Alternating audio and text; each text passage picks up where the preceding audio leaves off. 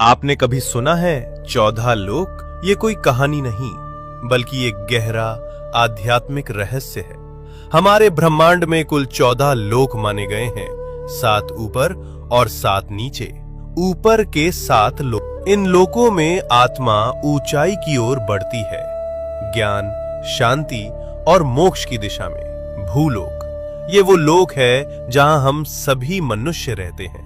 इसे मृत्युलोक भी कहा जाता है, क्योंकि यहाँ जन्म और मृत्यु का चक्र चलता रहता है। भूवरलोक, ये लोक भूलोक और स्वर्गलोक के बीच स्थित है। ये ऊर्जा रूपों का क्षेत्र है जो भौतिक और दिव्य लोकों को जोड़ता है। स्वर्गलोक, देवताओं का लोक, जहां इंद्र और अन्य देवता निवास करते हैं। अच्छे कर्म करने वालों को मृत्यु के बाद इसी लोक में स्थान मिलता है, जहां सुख, संपत्ति और आनंद की अनुभूति होती है।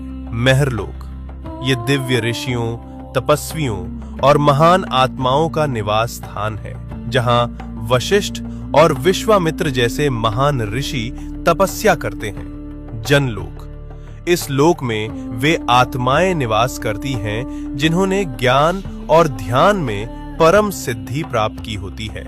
यहाँ के वासी ब्रह्मा जी की लीलाओं में लीन रहते हैं। तपलोक, अत्यंत शक्तिशाली तपस्वियों का स्थान, जो शरीर से परे केवल चेतना में स्थित होते हैं। ब्रह्मलोक, यह है अंतिम लक्ष्य है, जहां केवल सत्य है, मोक्ष है और ईश्वर का साक्षात्कार होता है। इन ऊर्ध्व लोकों में आत्मा का जाना मतलब है धीरे धीरे शुद्ध और जागरूक होना। अब बात करते हैं नीचे के 7 लोकों की। यहाँ भोग, मोह और भ्रम ज्यादा होता है। अतल लोक, राक्षसों और मायावी शक्तियों का घर।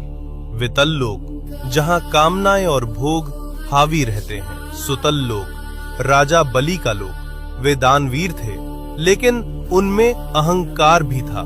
रसातल लोक, जहाँ भ्रम, लालच और अज्ञान का घना अंधेरा है। तालातल लोक, छल, धोखा और झूठ से भरा हुआ लोक। महातल लोक, जहां अंधकार और अहंकार का बोलबाला है। पाताल लोक, सबसे नीचे का लोक, तामसिक ऊर्जा और इच्छाओं का केंद्र। लेकिन इन सब का मतलब सिर्फ बाहरी दुनिया नहीं है। ये 7 लोक हमारे भीतर की नकारात्मक सोच और कमजोरियों का प्रतीक हैं। तो जब हम सच्चाई, भक्ति और सेवा में लगते हैं, हम ऊपर के लोकों से जुड़ते हैं, और जब हम लालच, मोह और गुस्से में फंसते हैं, हम नीचे गिरते हैं। सोच बदलो, लोक बदल जाएगा।